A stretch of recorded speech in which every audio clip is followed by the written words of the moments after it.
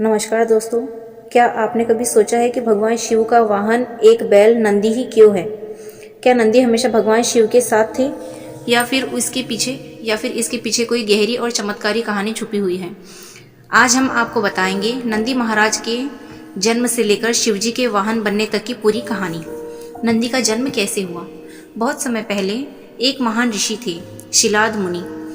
उन्हें संतान नहीं थी, इसलिए उन्होंने कठोर तपस्या की।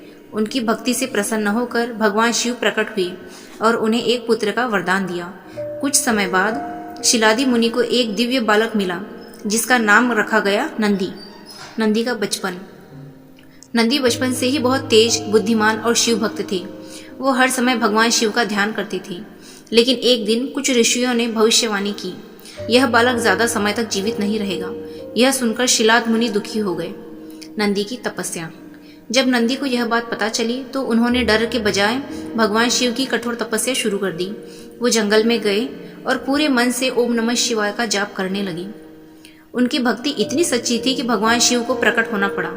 शिव जी का आशीर्वाद।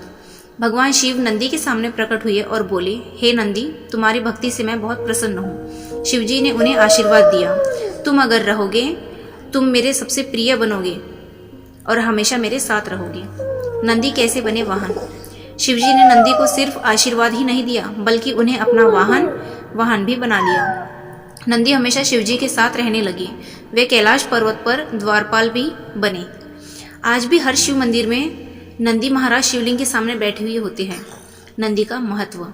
नंदी सिर्फ वाहन नहीं है, बल्कि वे भक्ति का प्रतीक है, शक्ति और विश्वास का प्रतीक है। कहा जाता है कि अगर आप नंदी के कान में अपनी मनोकामना बोलते हैं तो वह सीधे भगवान शिव तक पहुंचती है।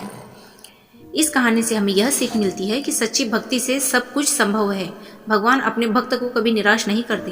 तो दोस्तों, अब आप समझ गए होंगे कि नंदी महाराज सिर्फ एक वाहन नहीं, बल्कि भगवान शिव के सबसे प्रिय भक्त हैं।